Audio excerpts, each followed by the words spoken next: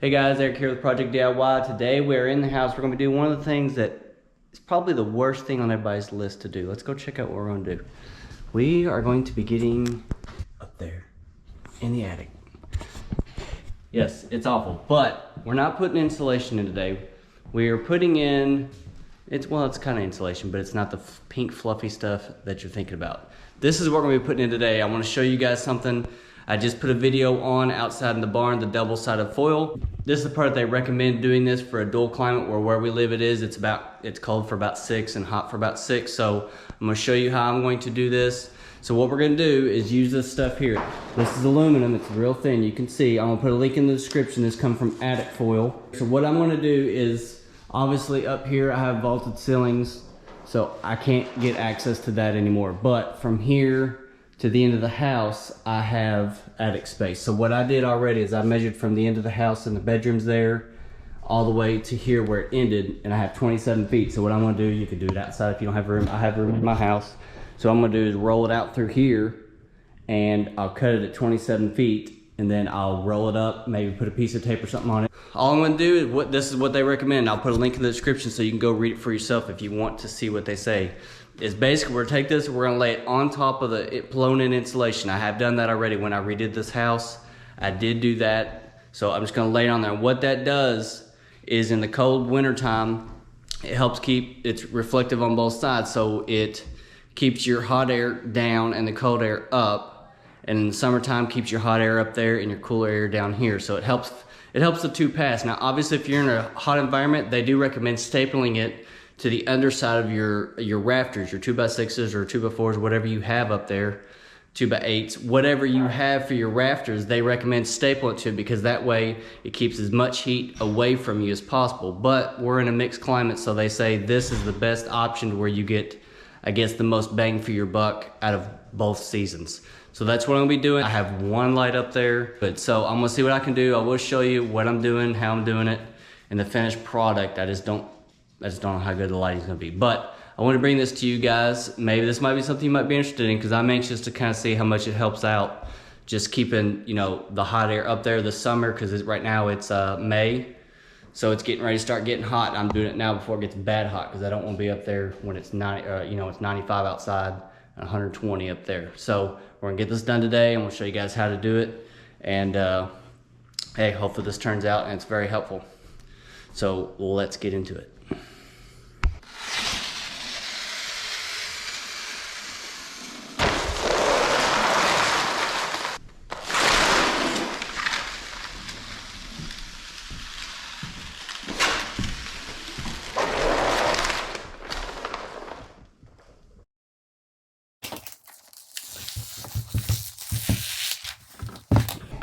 Just like wrapping paper.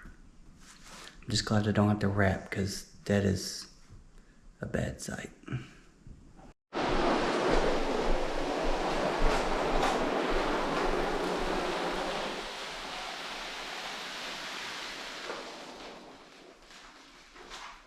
Look, I rolled you out the silver carpet, not the red carpet. Mm-hmm. Don't walk on it. Come here, Minnie. I deserve red. Come on. Come here, Rascal. Come here. Winnie! Look, you walked all the way down and off of it, dude. He says it's not silver carpet. red. Silver lining, man. Not red.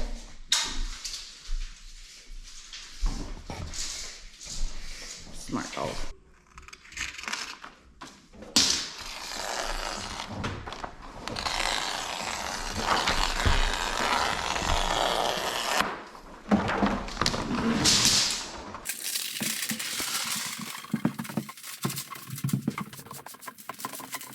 So now having this already pre-cut, rolled up in little individual rolls, now I don't have to fight it and try to cut it up there. I'm just gonna get it, roll it out, and try to get out.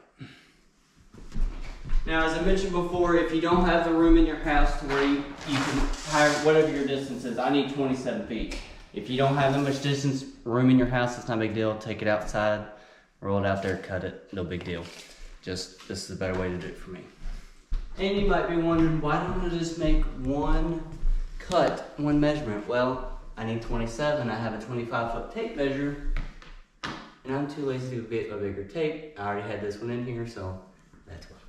These are 45 inches wide, so the only other thing, actually I need to figure out how wide mine needs to be. You need to figure out how many you need, that way when you get up there you don't cut too many, or you've made sure you cut enough.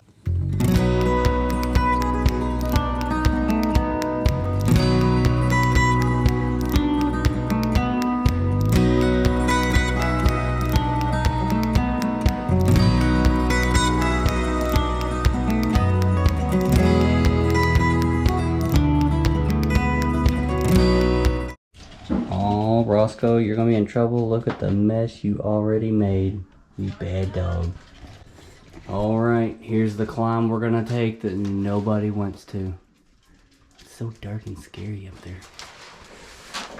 All right, let's see what happens. Ladder don't break. It's not in the best of shape either. Is this the light switch? Ooh, it is.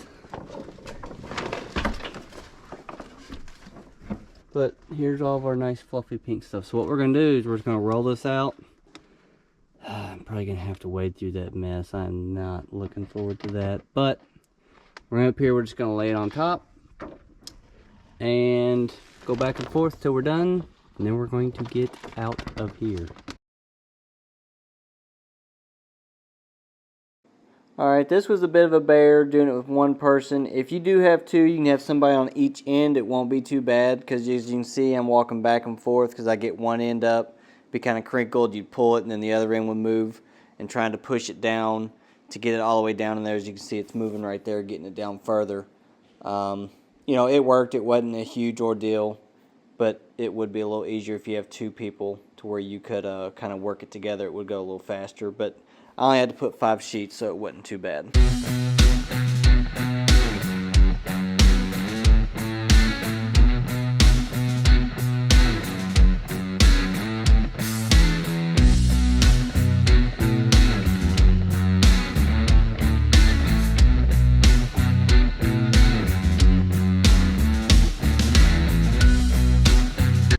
Alright, so what I did here around these 2x4s, these props, I just took a pair of scissors and cut the length that it needed, or the depth rather that it needed, and just notched it around it. It doesn't have to be perfect.